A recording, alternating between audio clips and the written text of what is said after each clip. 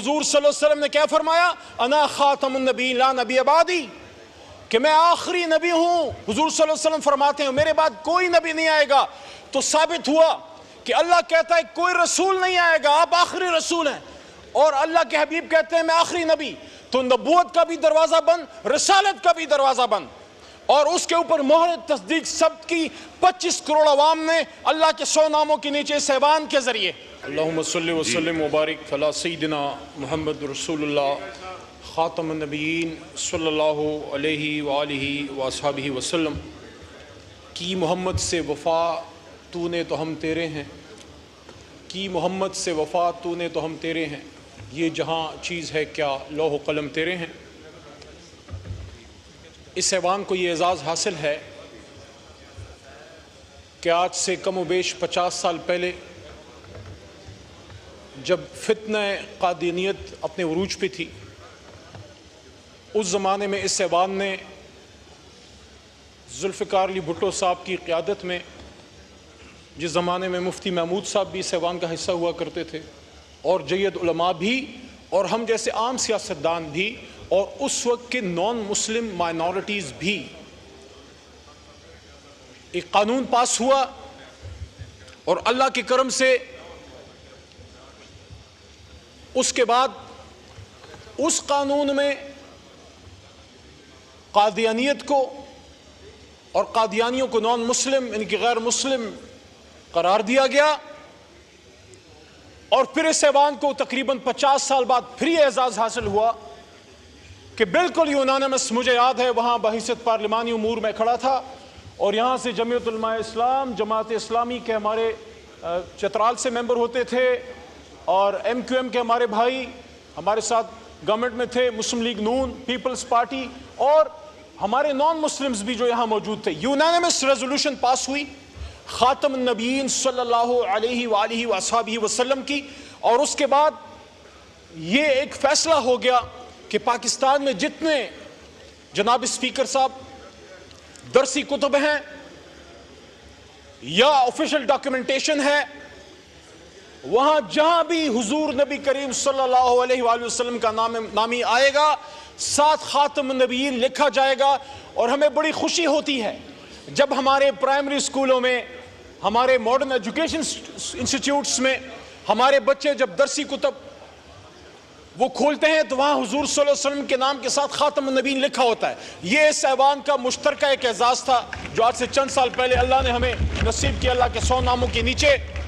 یہ جو فیصلہ آیا ہے، اس کے حوالے سے میں سورہ احزاب کی آیت جو حامد رضا صاحب نے بھی پڑھی، میں دوبارہ پڑھنا چاہوں گا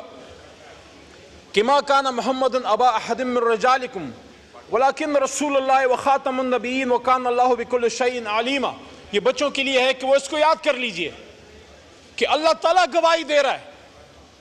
اللہ تعالیٰ اپنے قرآن عظیم شان میں گواہی دے رہا ہے کہ جب ابھی آدم کی تخلیق نہیں ہوئی، کیونکہ قرآن لوح محفوظ میں آدم علیہ السلام کی تخلیق سے 4 ارب سال پہلے موجود تھا، تو حضور نبی کریم صلی اللہ علیہ وسلم کی ختم نبوت کی گواہی اللہ بزرگ برتر آدم علیہ السلام کی پیدائش سے بھی جب ابھی تک کوئی ایک نبی بھی نہیں آیا، وہ گواہی دے رہے ہیں۔ اور حضور نبی کریم صلی اللہ علیہ وآلہ وسلم کی اپنی حدیث کا مفہوم ہے، ابو داؤد میں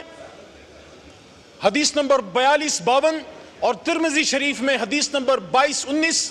اور دونوں کا مفہوم یہ ہے کہ میرے بعد بہت سے ایسے، حضور نبی کریم صلی اللہ علیہ وسلم فرماتے ہیں کمی بیشی اللہ معاف کرے، میرے بعد بہت سے ایسے جھوٹے نبی آئیں گے جو نبوت کا دعویٰ کریں گے، لیکن حضور صلی اللہ علیہ وسلم نے کیا فرمایا؟ انا خاتم النبی لا نبی بعدی، کہ میں آخری نبی ہوں۔ حضور صلی اللہ علیہ وسلم فرماتے ہیں میرے بعد کوئی نبی نہیں آئے گا۔ تو ثابت ہوا کہ اللہ کہتا ہے کوئی رسول نہیں آئے گا، آپ آخری رسول ہیں، اور اللہ کے حبیب کہتے ہیں میں آخری نبی۔ تو نبوت کا بھی دروازہ بند، رسالت کا بھی دروازہ بند، اور اس کے اوپر مہر تصدیق ثبت کی 25 کروڑ عوام نے اللہ کے 100 ناموں کے نیچے اس ایوان کے ذریعے۔ آرٹیکل 260 بڑی لمبی تفصیل ہے، ٹائم ضائع ہو جائے گا، اس میں یہ کلیئر ہے کہ جب تک آپ حضور نبی کریم صلی اللہ علیہ وسلم کی خاتم النبیین کی ختم نبوت پہ یقین نہیں رکھتے، آپ مسلمان نہیں ہو سکتے۔ اور اب ہم نے اس کی حفاظت کرنی ہے، اور اس کے ساتھ ساتھ قرآن عظیم الشان کی بھی اللہ تعالیٰ نے خود اس کا بیڑا اٹھایا ہے. یہ کوئی بھول جائے کہ ہم ختم نبوت یا قرآن کی حفاظت کریں گے، وہ اللہ کرے گا، لیکن ہم نے اپنا کردار ادا کرنا ہے. میں سمجھتا ہوں کہ یہ جو فیصلہ سپریم کورٹ کی طرف سے آیا ہے، چھوٹا موٹا وکیل ہوں، میرے خیال میں اس ایوان کو پرزور مطالبہ کرنا چاہیے اپنی سپریم کورٹ سے کہ سپریم کورٹ میں بھی ہم سے زیادہ غلامان رسول موجود ہیں، ان کو ہم سے زیادہ حضور نبی کریم صلی اللہ علیہ وسلم سے محبت ہے اور ان کی ختم نبوت کی حفاظت کے لیے ہم سے زیادہ قربانی کے لیے تیار ہوں گے. لیکن اس فیصلے سے ابہام پیدا ہوا ہے، اس لیے ضرورت اس امر کی ہے جناب اسپیکر صاحب کہ جس طرح میرے محترم حنیف عباسی بھائی نے بات کی ہے اور جس طرح حامد رضا صاحبزادہ صاحب نے گفتگو فرمائی ہے اور جس طرح لا منسٹر صاحب نے بات کی ہے، میں بھی ان تمام باتوں کو سیکنڈ کرتا ہوں. سب سے پہلی بات تو تحریک انصاف کی طرف سے یہ کہنا چاہتا ہوں، کسی بھی صورت میں ریاست کے علاوہ، حکومت کے علاوہ کسی کو سزا دینے کا حق نہیں ہے. اگر ایک شخص کسی گناہ کا مرتکب ہوتا ہے، جرم کا مرتکب ہوتا ہے، اس کو پکڑنا، اس کو سزا دینا حکومت پاکستان کا اس کی ذمہ داری ہے، لیکن اس کو اس کی ذمہ داری یاد دلانا اس ایوان کا کام ہے. اور ایک آخری بات اور جناب اسپیکر صاحب، اگر چوک میں کوئی قتل خدا نخواستہ ہو جائے، اس پہ 302 لگتی ہے، کیا ایسا ہو سکتا ہے کہ ہم یہ کہیں کہ نہیں چار دیواری کے اندر ہو جائے تو پھر ٹھیک ہے؟ نو. اگر چوک پہ قتل ہے تو چار دیواری میں قتل ہے. اور سب سے بڑا گناہ، سب سے بڑا ظلم اس کائنات میں اگر ہو سکتا ہے وہ حضور صلی اللہ علیہ وآلہ وسلم کی ختم نبوت سے انکار اور قرآن میں تحریف کی کوشش ہے. جو یہ کوشش کرے گا، یہ ایوان، یہ 25 کروڑ عوام ان ہاتھوں کو توڑ مروڑ کے پھینک دیں گے. اس سے پہلے کہ عوام نکلے اور وہ خود انصاف کرے. ہم یہ مطالبہ کرتے ہیں پرزور کہ حکومت پاکستان اس میں اپنی ذمہ داری پوری کرے، سپریم کورٹ اس میں اپنی ذمہ داری پوری کرے. ہم ان کے ساتھ کھڑے ہیں، لیکن جب تک اس کا رزلٹ نہیں نکلتا اور اس پہ قوم کو اعتماد نہیں ہوتا، تب تک یہ ایوان جاگتا رہے گا. میری درخواست ہے کہ اس ایشو کو آپ اس کے لیے اسپیشل پارلیمنٹری کمیٹی بنائیے،